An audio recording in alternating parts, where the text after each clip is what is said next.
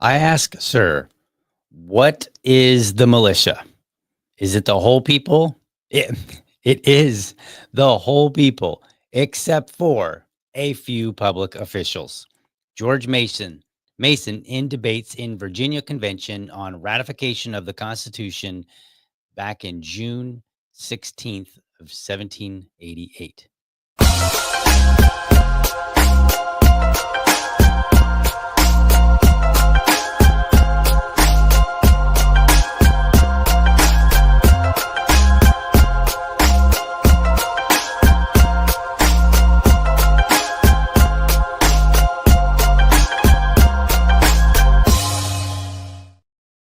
All right. Good morning and welcome to another episode of the Liberty Dad podcast, a discussion on politics and culture. If you're tuning in live, thank you so much for giving me your time so early. Do me a favor, folks. If you enjoy this show, be sure to hit that like and subscribe button to my channel. And for the really serious folks out there, I want you to hit that bell so that you never miss an episode. All right. What's going on, folks? It's a brand new week. We're going to be doing some podcasting this week again. I'm excited. I got some interesting things planned for this week. So I'm looking forward to that. Hope you are too. Am I going to spill the beans? Maybe a little bit here and there. But you'll just have to tune in, right? First and foremost, got some cool news here. So we have a new addition to the Liberty Dad family here. So there we go. We got a dog. Yay. We have a golden retriever. This is Honey, and we got her yesterday. Some friends of the family, they got the dog, and it just wasn't working out for their schedule. So they said, "Hey, would you like this dog? Really good dog with our kids. It's just we can't do it." And so we're like, "Yeah, let's do this. Let's make this happen." So we now have Liberty Dog. We got Liberty Dad, got Liberty Son. We got Liberty Wife, Liberty Mother-in-law, right? Like it's a full Liberty house here. So we have a dog, and this is so. What I'm telling you that because I'm kind of excited because it's fun to have a dog. The other thing is, this week I'm actually off work. I took some time, and so this is perfect because now I can work on ensuring that we have a good routine in the morning. Because I got up this morning and I was like, all right, first thing first, let's get this dog for a walk. So we took the dog around the neighborhood for about a 1 mile walk, brought her back home, and then started getting prepared for the show in the morning and all that good stuff. And as it turns out, today wasn't so bad. Now, some other days, where I like need the whole time to put together the show, it's going to be a little bit more difficult. So I'm going to work on getting that routine straightened out this morning because, as I've said before, my morning routines are already tight. And so then now we've got a dog who needs to be taken care of because, after you've been in the house all night long, you need a little bio break. So it'll be fun. Yes, that Liberty Son is excited. He was playing with her this morning, it was like, sit and shake and all this cool stuff. So exciting times in this household. And anyway, I'll keep you posted if anything cool happens. But other than that, we got a dog. It's cool. All right. So, it's not very often that I get to that I get to find a bill for which I can support. But it does happen every so often. And since we're gonna do a bill review, let's play my little fun clip here. But I know I'll be a law someday, at least I hope and pray that I will. But today I am still just a bill. All right, I love that. I think I'm gonna try to redo it this week since I'm off and I have time. And he's older now, so maybe we can do something a little bit more creative. But anyway, today will be I don't know like the fourth or fifth bill review that I've done for which I actually support the bill. And I've done like I don't know 50 bills maybe. I'll have to go count them again. So here's how this whole thing started. It started with a tweet from Thomas Massey. He said in this, he goes, I introduced the National Constitutional Carry Act to prohibit states from requiring a permit to carry a firearm. No one should have to beg the government to exercise a constitutionally protected right anywhere in the country. Let's get this done. And then he posted a link to his bill, which we are going to review today. And this was in earlier this month that he posted this. So December 7th. Now, he actually submitted this bill a while back in September, and we'll get into that. But Thomas Massey, if you don't know him, he is a House member out of Kentucky, and he is phenomenal on liberty. If we had a Congress full of Thomas Masseys, we would be a better country for it. Let's just put it that way. Phenomenal. It'd be a phenomenally better country. Period. Stand like that's just the way it works. And there's only like 4 people maybe that I can think of that that have actually been in Congress that I could say if we had a Congress full of this person, we'd be a better country. And I mean, we would have a better country. Our legislation would be better. We would be we would have far more liberties than we have today. And I think the ultimate end result would simply be a better country. Like however we rank in anything, I think it would go up, right? Like, and I mean for positive things. So for those gun grabbers out there, that'll be like, oh, it'll go up, huh? So like mass shootings will go up. No, I'm talking about all the things that we think of as good. I believe they would go. Because like I think we would have better school scores, right? Like our students would be, they would be able to read. Like our literacy rate would literally be higher. So I mean, just all around, like just pick something, and I'm going to say, yep, that would probably be better if we had a Congress full of Thomas Masseys. All right, enough praise. Let's get on to this. So in response to this, and I'm not going to show them. If you were to go find this tweet, and you were to look at all the quote tweets and all the responses, very well received by users. So that was I looked at that and I was like, wow, this is really cool, because initially what I was thinking I might need to do would be to lampoon a few people. But I actually had trouble finding people that were like, no, no, this is a terrible idea, or some cockamamie idea that they had. But no, like there were so many, at least the ones that I saw, that I just kind of gave up, and I was like, all right, looks like it was well received. I mean, I'm sure there are critics out there. Don't get me wrong, but in response to this particular tweet, I didn't see anything that I needed to mock or make fun of. So, eh, I'm good with it. I'm happy with that. Before we dig into the bill review, what have I said in the past? Well, here's a short that went really well for me on YouTube, and it's a little weird because I'm going to be playing this video with me next to me, but it's a short, it's a YouTube short, so it's under a minute, and this is what I had previously said about the Second Amendment, just so that everybody is very clear where I personally stand before we get into this bill review. All right, so here we are. The reason that we have the Second Amendment is to prevent a tyrannical government, because that is exactly what we fled. We left, like people make the argument and say, well, it's really for hunting. No, colonists did not flee and fight an entire war so they could have the right to shoot deer. Right. They left because they didn't like the rules.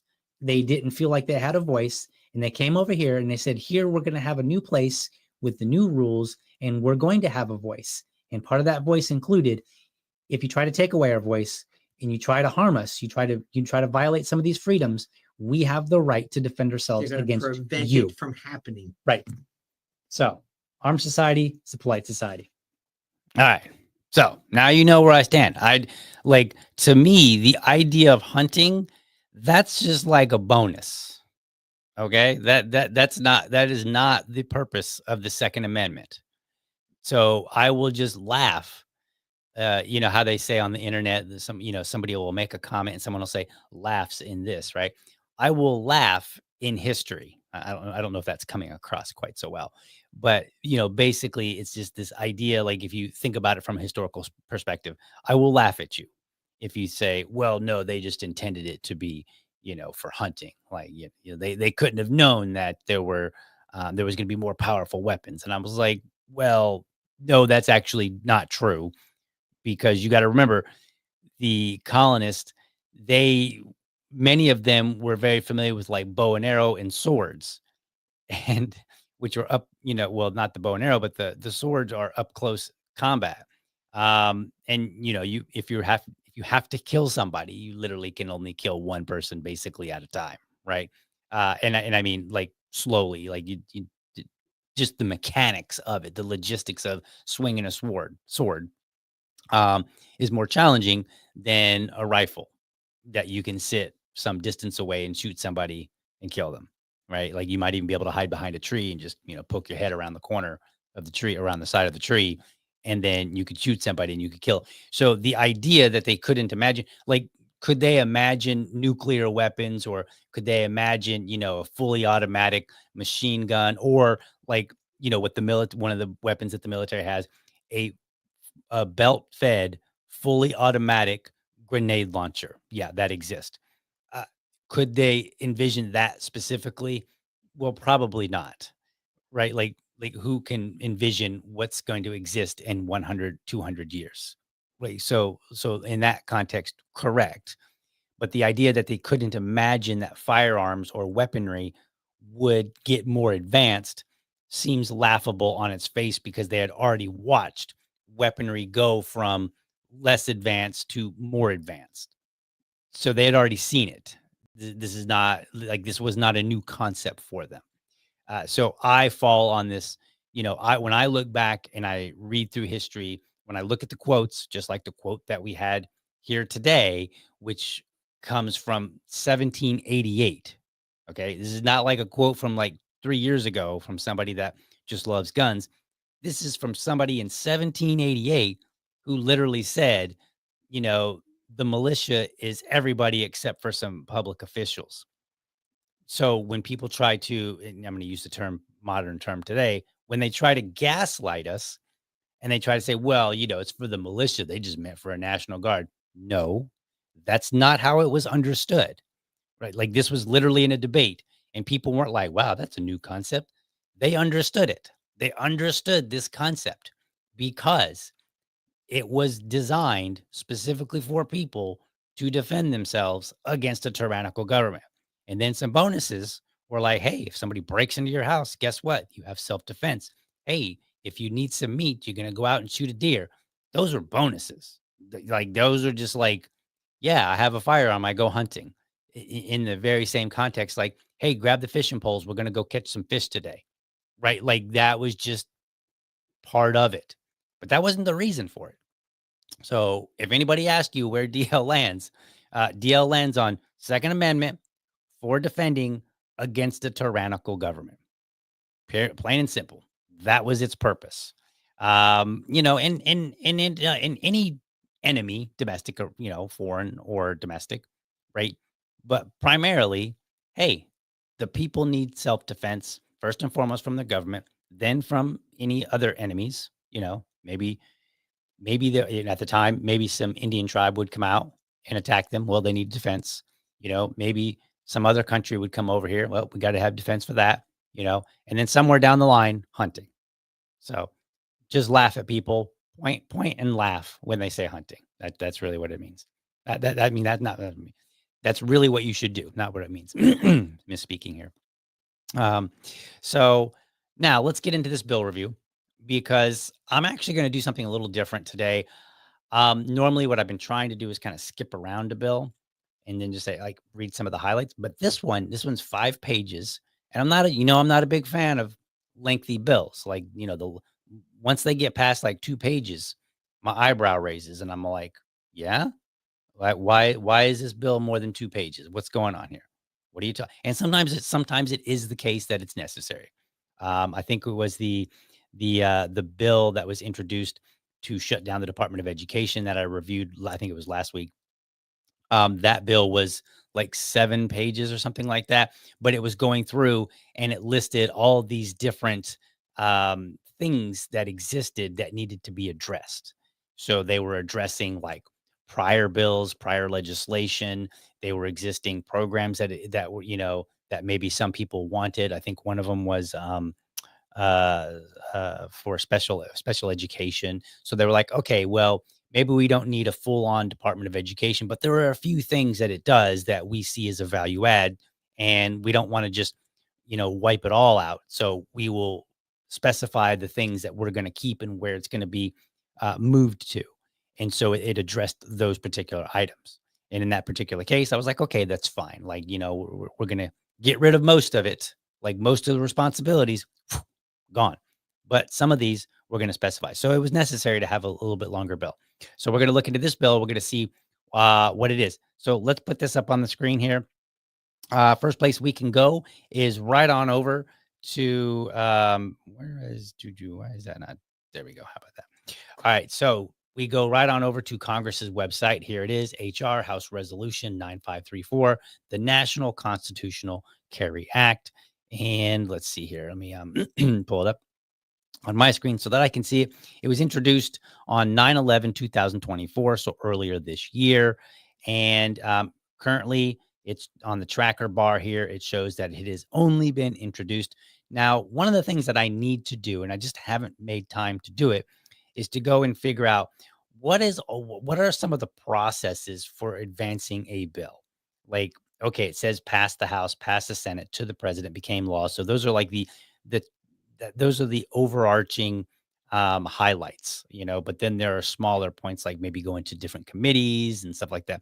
So one of these days, I'm going to dig in and I'm going to find out like kind of like what's the process, so that when we're talking about it, and in a case like this, we have a bill that it shows introduced.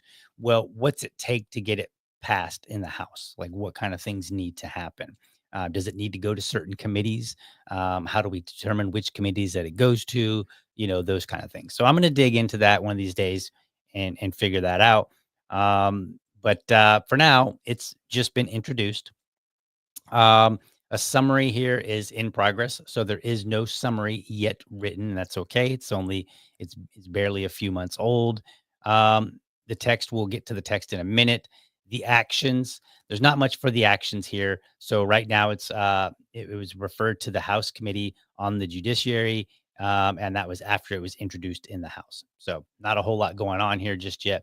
Titles, it shows two titles here. So the official title as introduced, you get the official version, is to enforce the rights protected by the Second and 14th Amendments against the states. Now, I like this language, the rights protected. See, a lot of people will say, well, hey, the Second Amendment doesn't give you the right, or the Bill of Rights doesn't give you any rights. And citizens would be wise to keep that in mind, that you have rights. They are just simply protected by the Constitution. The Constitution doesn't give you anything. You already have them. All it does is says, here are the protections for these particular rights that you have. And then in some cases, it says, if we need to take some rights away, here is the process for which that can happen. So then it identifies like due process and other things along that line. So it all it does is it just says you have this right, we're protecting it, and if government's going to take it away, then here's the process to make sure that happens.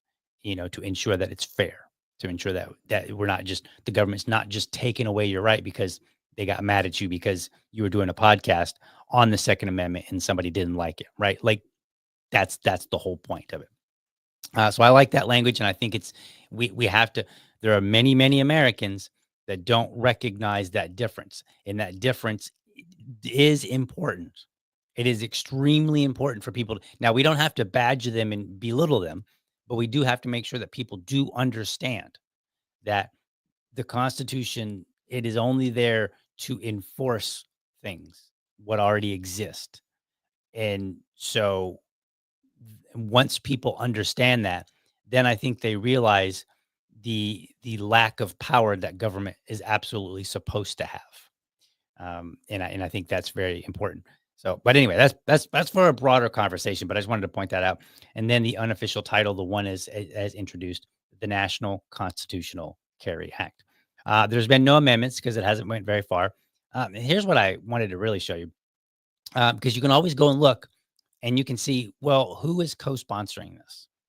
And in this particular case, there are 32 co-sponsors. They're all Republican. Surprise, surprise, right? Like, I mean, did anybody really think that there were going to be some Democrats co-sponsoring this? Probably not, right? Like, not on this particular topic. Although they should. I think there should be some Democrats, and maybe there are that would. But right now there aren't any currently listed. I'm just going to tell you some of the states. So Texas has 5, Arizona has 4, Tennessee has 3, Florida has 2, Georgia has 2, New York has 2, Virginia has 2, Wisconsin has 2, and then after that, Alabama, Colorado, Illinois, Indiana, Louisiana, Maryland, Missouri, Montana, North Dakota, and Oklahoma all have one co-sponsor. So, why are we telling you this? Again, I don't know the exact process, but it wouldn't hurt for regular everyday citizens to look up and find out who is your House Congress member that represents you. And if they're not already a co-sponsor, call up their office and say, "Hey, there's this House resolution introduced by Thomas Massey, 9534.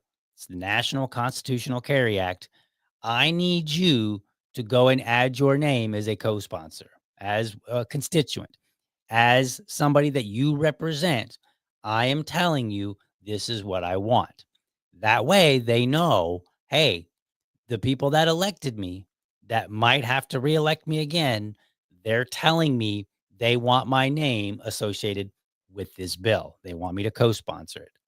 And I think this is how you keep your republic. If you go back to that Benjamin Franklin quote, right, where he comes out of the Constitutional Convention, and then there was the woman that was like, "Sir, what have you given us?" And he's like, "A republic, if you can keep it." This is part of the keeping it. You want to retain your rights and make sure that they don't get trampled on.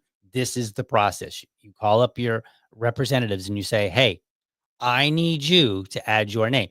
Now, if you want to call your senators, then you can call up your senator and then you can say, "I need you to draft a companion bill." Now, again, I'm not entirely familiar with, how that process precisely works, but I do know that frequently you'll have one bill in the House and one bill in the Senate. They generally tend to be about the same. There might be some slight differences, and then they pass those bills. And I think usually what happens is once it gets, once it passes in one chamber, then the other one maybe makes their revisions or something like that, and then they pass it, and then it goes back again, and I think there's another vote. But again, you could call up your senators and say, there needs to be a companion bill, and you can see that it's up here. It says related bills. That's where you would find that. So if there are some Senate bills that are related, then you will find them under the related bills tab up here on the top. And then committees, that just tells you the committees that it has been referred to. So again, it's been referred to the House Judiciary Committee. So this is just an overview of their site. So you can find a lot of information, right? This is what I keep telling people. I'm like, look, read, just read. It's not, you'll learn so much. And in like 10, 15 minutes, tops, you could figure out, okay, I got this bill. If it had a summary, under here, under summary, if it had a summary, then you could have a summary of it. You could figure out who's supporting it. You could figure out where it is, what actions have been taken. You can learn a lot. And then we get into the actual bill itself. So let's do that. Let me pull that up on the screen here, and boom, there we are. All right, nose is itching. All right, so we got a bill. I'm going to actually read through the whole bill.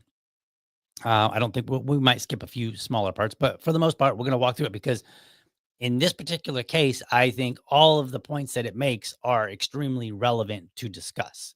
Sometimes a bill can be a little bit dry and you're like, all right, this portion over here, yeah, it just kind of, it makes sense. It's some wording changes or whatever. But so many cases you can just read some of the bill and get to the important parts. But I think this particular bill, all of it is the important parts. So it says to enforce the rights protected by the Second and 14th Amendments against the states, be it enacted by the state or the Senate and House of Representatives of the United States of America and Congress assembled. Congress, I'm skipping through a little bit. Congress finds the following. So here's what they found. Like this is like your whereas clauses, like whereas this, whereas that, right? Recognizing the pre-existing right to self-defense, the Second Amendment to the Constitution of the United States guarantees individually to American citizens the right, quote, to keep and bear arms, end quote, including the right to bear arms in public. That's pretty straightforward. And I love the fact that it very clearly says pre-existing right. It existed before the Constitution. So the Constitution comes along, and what does it do? It guarantees individually to American citizens the right. So it's just a guarantee. It's just this document that says, it's like think of the Constitution as a contract in a sort of sorts between you and your government. And in truth, you know how you read the contracts. I'm not the contracts, but the you buy a new video game or you buy a new app and then it's got the user agreement or whatever and like nobody ever reads it, but if you did read it you would find out that it was totally tilted toward the company. Like they would be like, we could change anything we want at any time, we can revoke you, blah blah blah, right? Like there's not a whole lot there that's like really in favor of the user. It's really more in favor of the company. Well, this is the opposite. The Constitution is in favor of the individual and actually disfavors the government because it's meant to be a restraint on government. It's a limit. It says, "Whoa, you can't do these things." And in the situations where you can, here is how you are permitted to do it, right? And we're talking about rights. We're not talking about just regular laws and stuff. We're talking about rights. So I like the fact that it points is very clear right in the very beginning.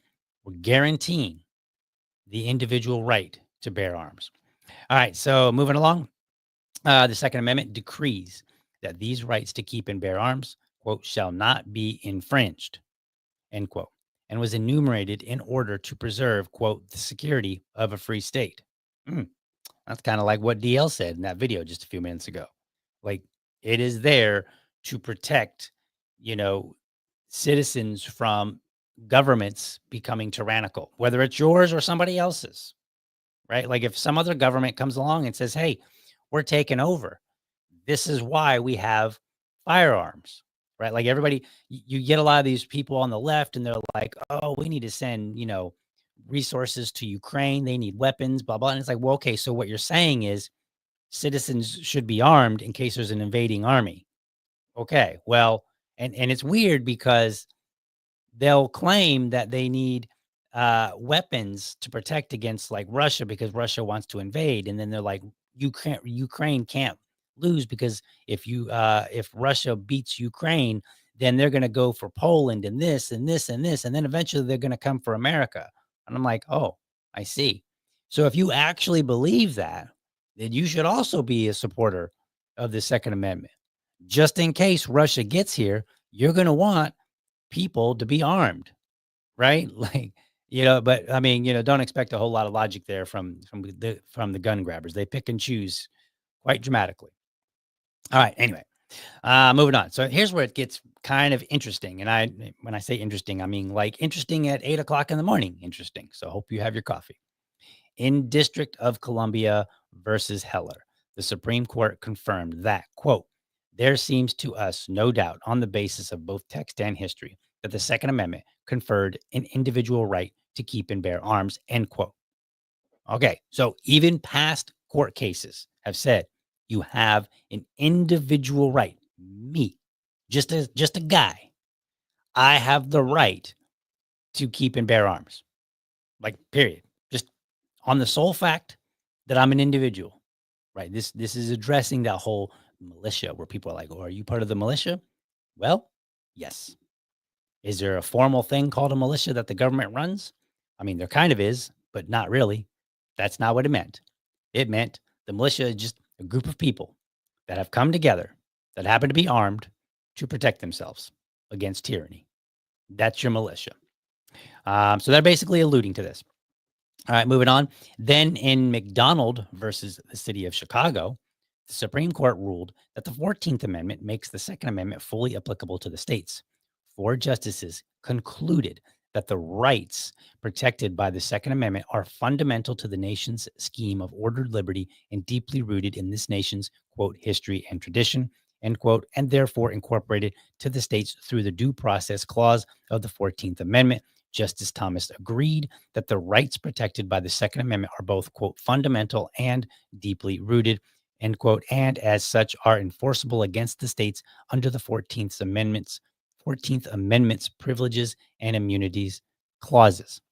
So I'm no lawyer and I have not read this particular case, but what I believe they're getting at is they're protecting it. They're saying we have Supreme Court cases that have said the Second Amendment supersedes any right of the states. That's what I'm getting at. We're making a summary here. We're not trying to get too deep. All right, then we move on. Recently, the Supreme Court acknowledged in New York State Rifle and Pistol Association versus Bruin that the Second and 14th Amendments protect the individual right to carry arms outside the home for self defense. Further, the court reiterated that the Second Amendment's otherwise, quote, unqualified command, which I'm not familiar with, by the way, only accommodates laws that are consistent with this nation's historical tradition of firearm regulation. So if you go back and you look, there is some regulation that happened in our nation's history. But what's interesting about it is much of that regulation was more about like safety in the immediate area. So I think it was in, I'm trying to remember which podcast I did it, but there was a podcast where I taught, I think the title was, it was never about, it was never about the children. It was always about the guns or something like that. And I point out that historically, when people like to point and say, well, we had laws that limited firearms, some of those laws were not what people think they were. So, like, there was a law in, I think, Massachusetts that said if you have a firearm depot here, right? You've got like this huge, you got cannons and you got kind of black powder and all this stuff. You have to keep it, you have to maintain certain measures of safety so it basically doesn't blow up. That was basically the gist of it. I'm very, very loosely citing that because I just don't remember the details at the moment. But so there are some laws in history, but when you go back, basically history does not support the attitude that a lot of anti-Second Amendment people like to talk about today. It doesn't. You can go back. I mean, it wasn't even until like 1934, the 1900s, 1934, I think, when we had our first national firearm legislation. But before then, it was definitely to the states. But the states, in many cases, their limit was just like, okay, if you're going to have all this stuff, then you've got to manage it in such a way so that people don't get hurt. That's it. It wasn't like, oh, you can't have it. You got to register it. You might be a criminal. It wasn't any of the stuff that we have today. It was just like, okay, you kind of got to be safe about it. So if somebody is walking by, they don't accidentally get killed because you were not, maintaining it, with some reasonable measure. Like that's what some of these laws were. All right. So let's see. Let's go on. Certain states and localities have enacted gun control laws that are not consistent with the text of the Second Amendment or this nation's historical tradition of firearm regulation. The criminalization of peaceable public firearm carry is repugnant to the original meaning of the Second Amendment. Now, this may be my favorite line. I think it is. It's repugnant, and it's not consistent. Again, go back and look, and I'll put this. I will go dig up that episode. I'll put it in the show notes. Check back a little bit later. You can go watch that episode if you didn't see it. But I've actually cited a guy. I think he's like an ad hoc historian, or he might be a historian. I'm not really sure. I know that he's been cited by the Supreme Court on gun control cases.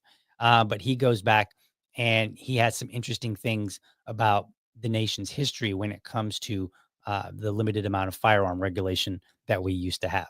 So it's very interesting to read some of his stuff. So I will post that in the show notes so that you can check it out. All right, continuing on. We're getting close to being done here. Any state or local restriction on the right of American citizens to keep and bear arms impairs the ability of the Second Amendment to achieve its textually specified purpose, quote, the security of a free state. Pretty simple.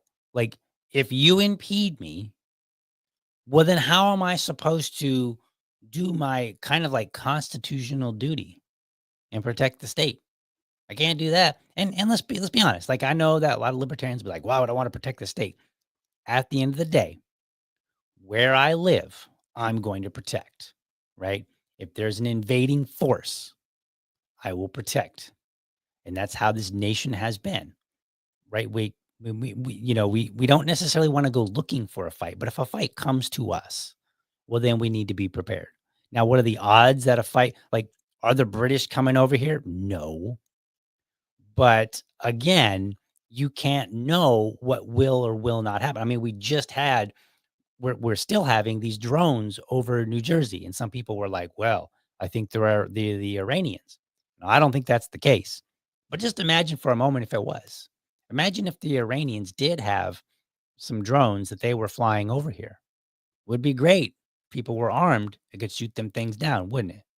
Be like, "Hey, you don't belong over here with that." Right? And the same goes for them. Like, I would support Iran if they got their stuff together and they said, "All right, we're going to have a Second Amendment. So when America flies its drones over, we're going to blast them out of the sky." You should. All right. Anyway, Section 3, the right to keep and bear arms in general. Section 927 of Title 18 United States Code is amended to read as follows. So here's the meat of it, right? So we just read the whereas, kind of like, here's what we know to be true. That's basically what that is. So here's the actual meat of the legislation that would actually be enforceable. The right to keep and bear arms. No state or political subdivision of a state may impose a criminal or civil penalty on or otherwise indirectly dissuade the carrying of firearms, including by imposing a financial or other barrier to entry in public by residents or non residents of the state who are citizens of the United States and otherwise eligible to possess firearms under state and federal law. Okay. Now, it does put a little bit of limitation there. It says like, hey, if you're eligible, okay, I know, I get it. Like, what do you mean eligible? They can just change the eligibility? Well, maybe. Like, they can say, hey, if you're a felon, maybe you don't get a firearm. It's a conversation for another day. Let's start here with what we have. And what I like about this is that it says including by imposing a financial or other barrier to entry. So they can't say, all right, we're taxing bullets, 1,000% tax. Like, hey, we're trying to raise some we're generating some revenue, blah, or whatever BS excuse they come up with. Then we'll be able to do that because we'll be like, whoa, whoa, whoa, wait a minute. This passes. If this bill were to pass, we could say that is a financial barrier to me being able to carry firearms. And you're trying to make it, if I don't have the money, then I can't carry a firearm.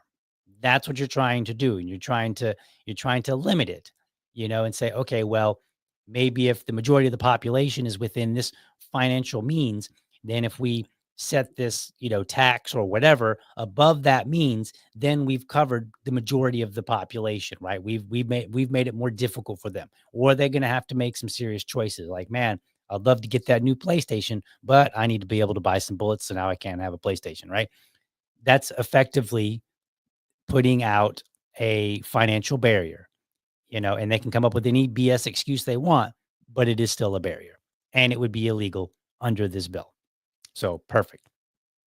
Goes on to say any statute, ordinance, regulation, custom, or usage of a state or political subdivision of a state that criminalizes, penalizes, or otherwise indirectly dissuades the carrying of firearms. Wait a minute, did I just read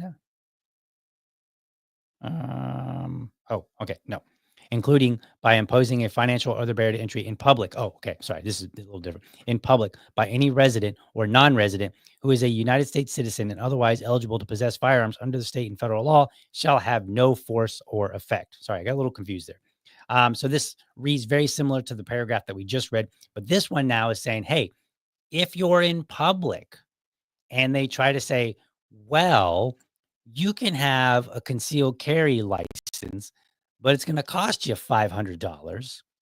Well, that means if you don't have $500, then okay, you can still buy the firearm, you can buy the ammunition, but you can't buy the the paperwork that allows you to carry it around. And if we catch you walking around with a firearm and no permit, then you're going to be in trouble. So this section right here says, nope, in public, you are permitted to carry, period. And we can't impose a barrier to that. We cannot say, oh, it's going to be $500 for the, for the permit. Now, whether that would actually pass muster if they said, what if it's $10, right? I don't know. I'm not sure if that would pass, but if there's any significant financial, I would assume that it would mean any, but the court may, once it goes through the system and the courts and the lawyers argue it and stuff like that, they may settle on, okay, well, if it's $10 or under, that's not too much of a hardship, but anything more than that, that could happen. But I will definitely assume for a moment that this means any significant barrier for sure. So if it was like $500, $200, then there's a good chance that it would actually lose in court because they would say, hey, this is clearly a financial barrier. So I like that because you should be able to carry, because your government could be tyrannical. And, right now the government isn't tyrannical to the point where we need to start drawing weapons. Okay. However, there are cases, I'll touch upon that in a second, but mostly my defense is at any time, at any place. So I could be at home, and if somebody breaks into my home, I need to be prepared to defend myself. But let's say I go to Target and some crazed gunman comes in and is shooting people. Well, I might need to defend myself. And so, and I maybe defend other people, right? So this would permit me in public to carry if I'm at a park and somebody comes in and, we've seen some of the videos. They're in Europe or somewhere, so they're not in the US, but there's like a knife attacker and he's coming into a park and he's like stabbing at the kids and stuff like that. Right. These things happen. I'm 46 and I have yet to need a firearm. However, that's a good thing. But that doesn't mean that there won't come a time where a firearm, might not have its time and place. So, this just guarantees that, hey, out in public, you can carry, period. And the government can't pull any fast ones by being like, well, we're still allowing you to carry. You just got to pay $500. They can't pull that because they like to do that. That's how the government operates frequently. And it says shall have no force or effect. And basically, any existing laws, done. Like, might as well get rid of them because they're not effective anymore. The term state. Remember how I always say definitions matter? Here's a good way. Here's a good way to illustrate that. The term state is used in this section, includes the District of Columbia, the Commonwealth of Puerto Rico, and the possessions of the United States, not including the Canal Zone. So they're basically like, all right, these territories, which are not states, they're included too when we say state. Because what would happen if they didn't have this little clause in there? What would happen is that you would pass, like, let's say this legislation passes, then somebody in the District of Columbia would be carrying.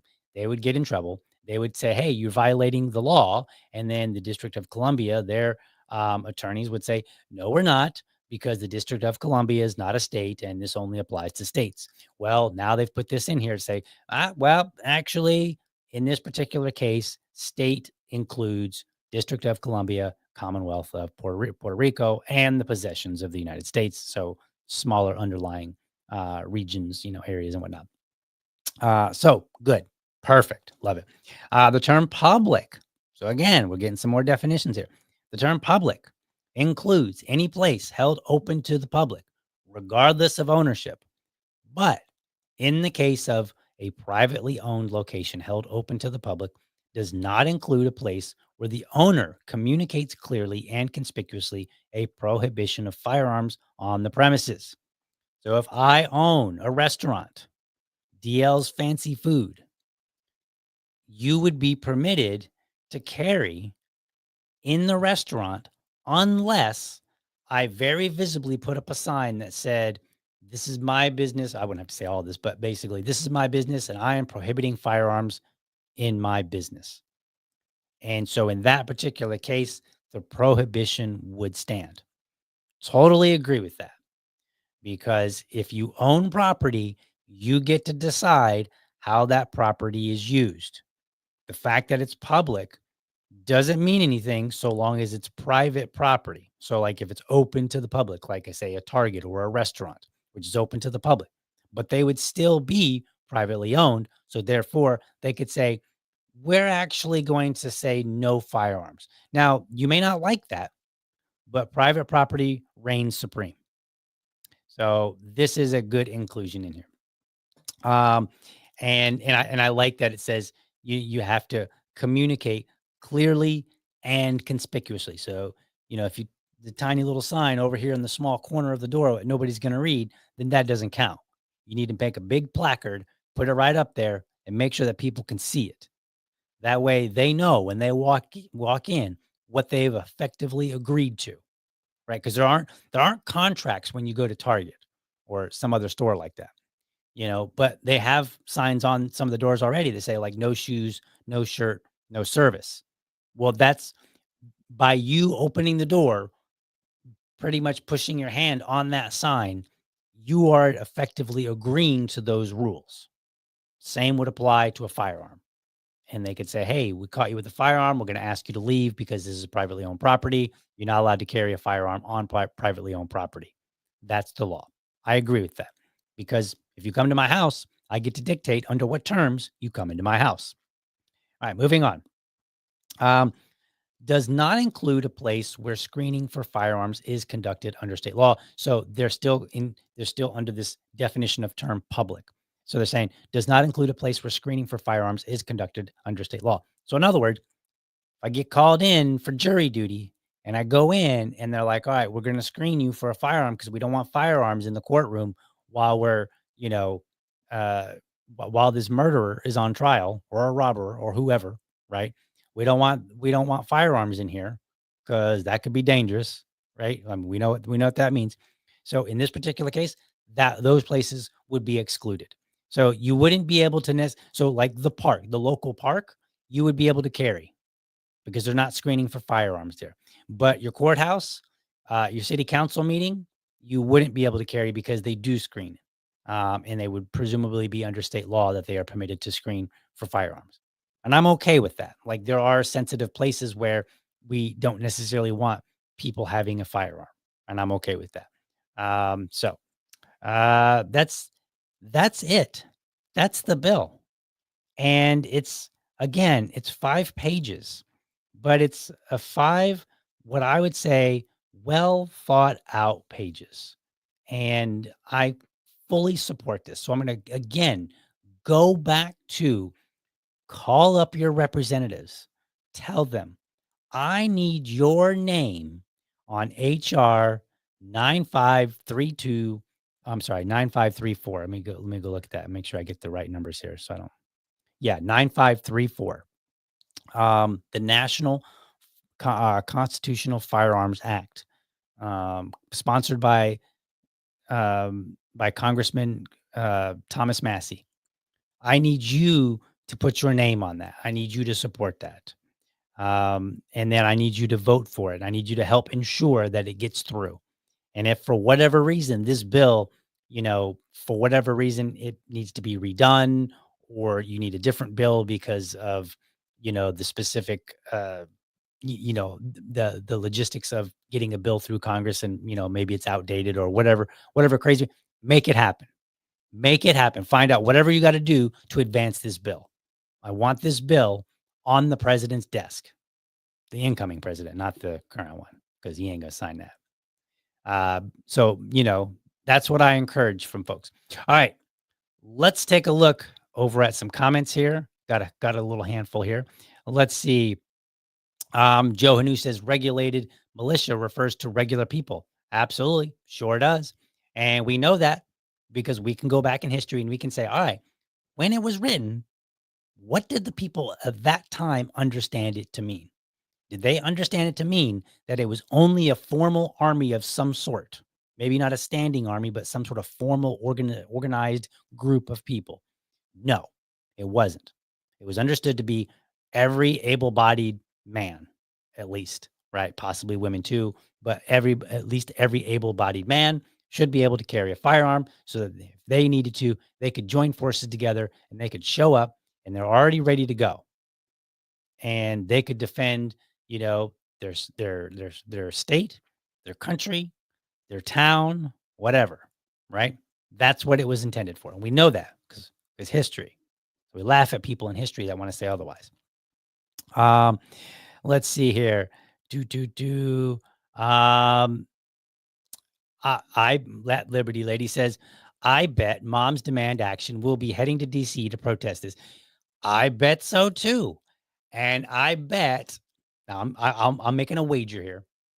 I'm betting that they have said very, very little about the United Healthcare murderer.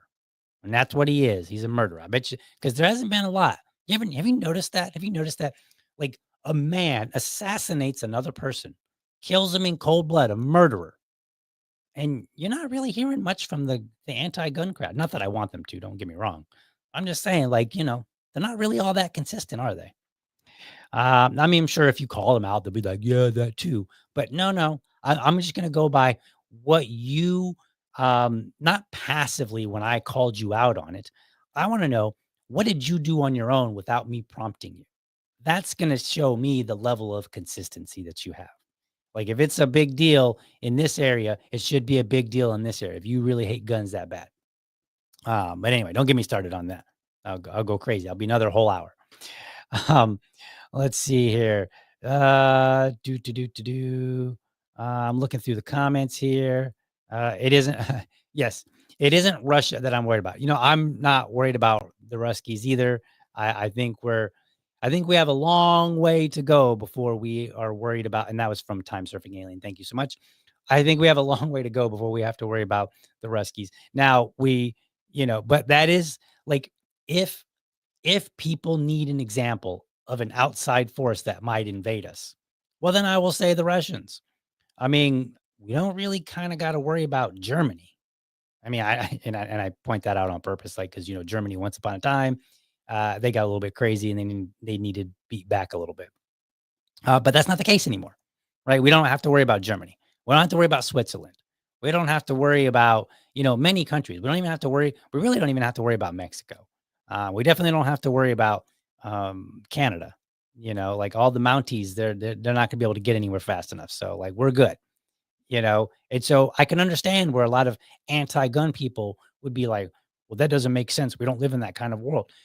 To a degree, you're right. We don't live in that kind of a world. Part of it is because we have built a world over time that has included these fundamental things that allowed us to get here to where we are, right? We didn't get here by not having firearms. We got here by being able to defend ourselves against other countries, starting first and foremost with the British.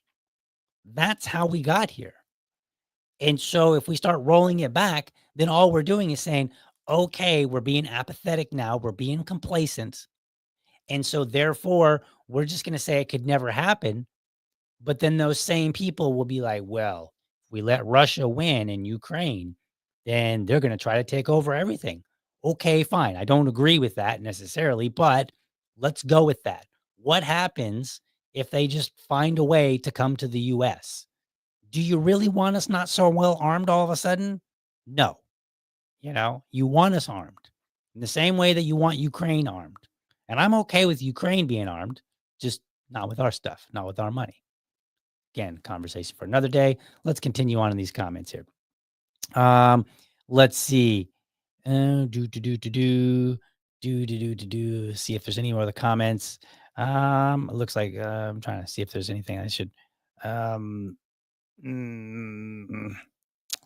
Okay, this is just a conversation among the people in the comments here. So I'm just checking to see if there's anything that I need to. Let's see here. All right. Well, let's end it on this one. That Liberty Lady. I cannot talk this morning. I don't know. Maybe I need more caffeine. I don't know. That Liberty Lady says, "Hope everyone has a good week."